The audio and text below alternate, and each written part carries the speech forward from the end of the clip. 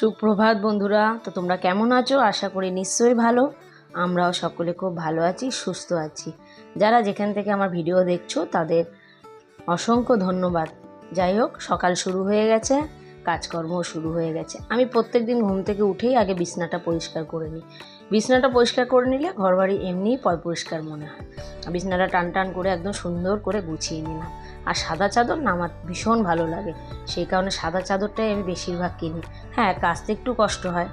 বিছনা ঝাড়ার পর যেটুক বিছনা ঝাড়ার থেকে ধুলোধালি পরে হালকা হাতে একটু ঝেড়ে নিই, পরে আবার ডিপভাবে মুছি। কিন্তু সেই সময়টা আমি একটুখানি ঝেড়ে নিই, যেহেতু ঝাড় দেবো, বিছনায় সারাদিন থাকা হয়। তারপর বিছনাটা ঝাড়তে ঝাড়তেই ওপর থেকে নিচ থেকে শুনতে পেলাম তালালা যাচ্ছে, সব তালালা এসছে, তাল তাল করে চিল্লাচ্ছে। আমিও নিচে চলে গেলাম, বেশ একটা সুন্দর তাল নিয়ে আসলাম। কারণ জন্মাষ্টমী তো, এটা জন্মাষ্টমীর আগের দিনের ভিডিও। জন্মাষ্টমীর প্রস্তুতি চলছে, ঘরবাড়িও পরিষ্কার চলছে। সোফার কভারটাকে কেচে দিয়েছিলাম, তাই ভাবলাম আগের দিনই পেতে দিই। পুজো আসার সময় ঘরবাড়ির সাথে সাথে বিছনার চাদর টাদর, চেয়ারের কভার টাভার যেগুলো আছে সবই মোটামুটি পরিষ্কার করে নিয়েছি। পরিষ্কার না থাকলে ভালো লাগে বলো না?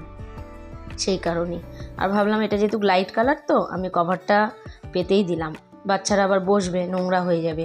আর আমার ডাইনিংয়ের সাথেই যেহেতু রান্নাঘর, তেল ছিটকানিও পড়ে যায়, সেই কারণে আমি তাড়াতাড়ি করে, যত তাড়াতাড়ি পারে শুকিয়ে যায়, আমি পেতে দিই। আর কদিন ধরে যা বৃষ্টি হচ্ছে, জামা কাপড় থেকে তো ড্যাম গন্ধ ছাড়ছে। তারপরে সোফার কভারটা পেতে আমি তারপরে ঘরটা ঝাড় দিতে চলে আসলাম। আমি কিন্তু গোপাল সোনাকে তুলে, জামা কাপড় ছেড়ে একবার গোপাল সোনাকে তুলে বসিয়ে দিয়েছি। ঘরটা পরিষ্কার করে ঝাড় দিয়ে নিলাম। ঘরটা ঝাড় দিতে না আমার অনেকটা সময় লেগে যায়, কারণ আমার সব সরিয়ে টরিয়ে প্রত্যেক দিন ঝাড় দিই।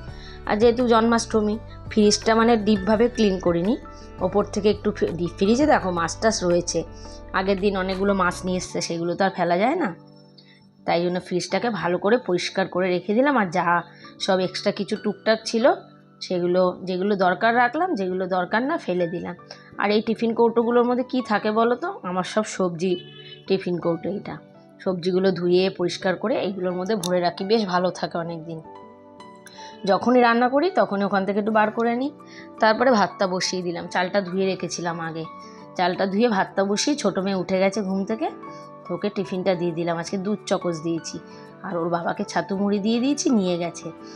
আর বড় মেয়ে বললো কি, মা আমি খাবো না, আমার ভালো লাগছে না। তো যখন খিদে পাবে কিচ্ছু খেয়ে নেবে। আর দেখো অসময়ের বাঁধাকপি নিয়ে এসছে, তো ভাবলাম একটু নুন দিয়ে জল দিয়ে সেদ্ধ করে দিই।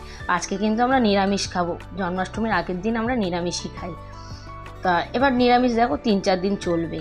আর উচ্ছেটা কেটে একটু নুন মাখিয়ে দিলাম। নুন মাখিয়ে দিলে কী হয় বলো তো, একটু তিতকুটে ভাবটা কেটে যায়। আর করকরে ভাজা খেতে না খুব ভালো লাগে। কাজ করতে করতে আমারও একটু দেখলাম খিদে পেয়ে গেছে, ভাবলাম রান্না টান্না করে পুজো টুজো দিয়ে একবারেই ভাত খেয়ে নেবো। দেখলাম খিদে পেয়ে গেছে, তো আমি একটু ছাতু গুলে খেয়ে নিলাম। আর ছাতুটা খেলে না আমার না ভীষণ এনার্জি আসে, সত্যেন্দ্র ছাতুটা খেলাম। তা একটু রিল্যাক্সে বসে ছাতুটা খেয়ে নিলাম। কাজ করতে করতে তো দেখো একদমই সময় পাই না। সকালে মানুষের যত বেশি কাজ, বিকেলের পরে আর সেরকম দেখো কাজ থাকে না। হয়তো রান্নাবান্না থাকলো বা একটু বাজার টাজার যাওয়ার থাকলো, এরকমই। একটু বসে শান্তিভাবে একটু ছাতুটা খেয়ে নিলাম। খেয়েই আবার রান্নাঘরে চলে আসলাম। উচ্ছেটা নুন মাখিয়ে রেখেছিলাম, একটু চিপে, জল চিপে উচ্ছেটাকে আমি ভেজে নিলাম কড়কড়ে করে। আগে কিন্তু উচ্ছে ভাজা খেতাম না, এখন আবার এই কড়কড়ে করে ভাজা করলে উচ্ছে ভাজাটা বেশ ভালোই লাগে খেতে। উচ্ছে ভাজা বসিয়ে জামা কাপড় তার আগে কেচেছিলাম। সকালেও কিন্তু এক ধাপ কেচেছি। এই নাইটিগুলো দেখছো না সকালে, ভাবলাম এগুলো একটু শুকিয়ে এসছে, উল্টে পাল্টেও দিই, আর যেগুলো কেচেছি সেগুলো মেলে দিই। কারণ আবার ঝুমঝুমিয়ে কখন বৃষ্টি নেমে যাবে, বৃষ্টির ওয়েদার। ওর মধ্যে আমার রান্নাটাও সারা হয়ে গেছে। পরে তোমাদের দেখাচ্ছি কি কি রান্না করলাম। স্নান করে নিলাম, মাথাটাও একবারে ঘষে নিলাম আগের দিনই। মাথা ঘষে দেখো বাথরুম পায়খানাও ক্লিন করে নিয়েছি। সব কাজ তো আর দেখানো যায় না, ভিডিও অনেক বড় হয়ে যাবে। আর আমি চুল টুল আঁচড়াই বা না আঁচড়াই, সিঁদুরটা আগে আমি পরে নিই। আমরা বাঙালি মানুষ, এটা আমাদের ধর্মকর্মের মধ্যে পড়ে। হয়তো দেখো সিঁদুর পরলেই যে স্বামীর মঙ্গল হয় তা না, ভালো লাগে যার পরে, ভালো লাগে না তা সে পড়ে না, কোনো অসুবিধা নেই। যে পড়তেই হবে, না পড়লে স্বামীর অমঙ্গল হবে, এগুলো বাজে কথা আমি মনে করি। তারপর গোপাল সোনাকে স্নান টান করিয়ে শান্তিভাবে পুজোটা দিয়ে নিলাম। পিছনে আর কাজের চিন্তা নেই, অনেকটা সময় ঠাকুর ঘরে কাটিয়ে দিলাম। ঠাকুর ঘরে কাটিয়ে তারপরে একটুখানি বসে টসে তারপরে তোমাদের সঙ্গে খাবারটা শেয়ার করছি। এই তো বাঁধাকপিটা মোটামুটি হয়েছিল, জানো তো, এই যে অসময়ের বাঁধাকপি। উচ্ছেটা কড়কড়ে করে ভাজা, আর মুগ ডাল ধনে পাতা দিয়ে। আমার ছোটো মেয়ের আর বড়ো মেয়ের 3 জনের খাবার বেড়ে নিয়েছি। প্রদীপ এখনও আসেনি। তা দুপুরবেলা একটু খাওয়া দাওয়া করে বিশ্রাম করার পরে সন্ধ্যেবেলা, এটা কিন্তু রবিবারের ভিডিও, রবিবার যেহেতু বিকেলে প্রদীপ বাড়িতে থাকে সেই কারণে ওই চাটা করে নিয়ে আসলো। আর কী বলছে বলো তো, আমাকে চানাচুর খেতে। আমি চানাচুর দিয়ে চা খেতে পছন্দ করি না, ও খুব ভালোবাসে চানাচুর দিয়ে চা খেতে। আমি 2টো বিস্কুট নিয়ে নিলাম। আর ছোটো মেয়ে কিন্তু ওখানে ঘুমাচ্ছে। তারপরে দুজনে একটু বেরিয়ে গেলাম সোনার দোকানে। গোপাল সোনার জন্য কিছু জিনিস বানাতে দিয়েছি, তোমাদেরকে দেখাচ্ছি, দাঁড়াও। তোমরা কমেন্ট করে জানাবে কেমন হয়েছে। 2টো চূড় বানাতে দিয়েছি, মানে 2 হাতের, আর একটা গলার নেকলেস, মানে রূপোরই। দেখো এখন আমার সামর্থ্য রূপোর হয়েছে, রূপোর দিয়েছি। আর এই বাসি 2টো ছিল, সোনার জল ধরিয়ে নিলাম। রূপোর ওপর সব সোনার জল ধরিয়ে নিয়েছি। আর জন্মাষ্টমীর দিন তো তোমরা দেখতেই পাবে গোপাল সোনা কীরকম করে সেজে উঠেছে। এটা হচ্ছে মায়ের বাড়ি। সোনার দোকান থেকে মায়ের বাড়ি চলে এসেছি। বড় মেয়ে কিন্তু আগে এসছে, দিদারও গোপাল সোনা আছে, মাও গোপাল সোনাকে পুজো করে, তা গোপাল সোনাগুলোকে সাজিয়ে দিতে এসছে। এখানে এসে দেখি বোনের বর সব এসছে। আর বাবার সঙ্গে আমরা একটু, খুব বেশি বাবার সঙ্গে আমরা জামাইরাও যেরকম বন্ধুর মতো মেশে, আমরাও ভীষণ বন্ধুর মতো বাবার সাথে মিশি। বাবার সঙ্গে আর কি ফাজলামও সবসময়, আর হাসাহাসিও আমরা খুব করি বাবার সাথে, জানো তো। কিন্তু আমার বাবা একটা সময় খুব রাগী ছিল, কিন্তু এখন খুব মাটির মানুষ হয়ে গেছে।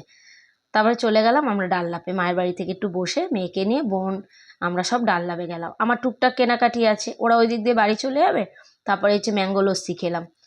আমের সময় তো চলে যাচ্ছে বলো, সেই কারণে একটু ম্যাঙ্গো লস্যি খেয়ে নিলাম। ওরা খায়নি, বোনও খায়নি, মানে বোনের বড়ও খায়নি, আমাদের প্রদীপও খায়নি। তারপর দেখা গেলো আমার একটা বান্ধবীর সঙ্গে, ওদের সঙ্গে পরিচয় করিয়ে দিচ্ছি। আমার স্কুল লাইফের বান্ধবী, খুব ভালো একটা বান্ধবী ছিল। যাই হোক, ওকে আমি একটু বললাম আমি কিন্তু ব্লগ করি। তারপরে আমরা বাজার হাট করে নিলাম, ওর সঙ্গে একটু গল্প টল্প করে বাজার হাট করে তারপরে বাড়িতে চলে আসবো। সবজি বাজার করেছি। এরই সাথে ভিডিওটা এখানেই শেষ করলাম। ভিডিওতে কিছু ভালো লেগে থাকলে লাইক করো, কমেন্ট করো, শেয়ার করো, চ্যানেলটি অবশ্যই সাবস্ক্রাইব করো। Tata, good night.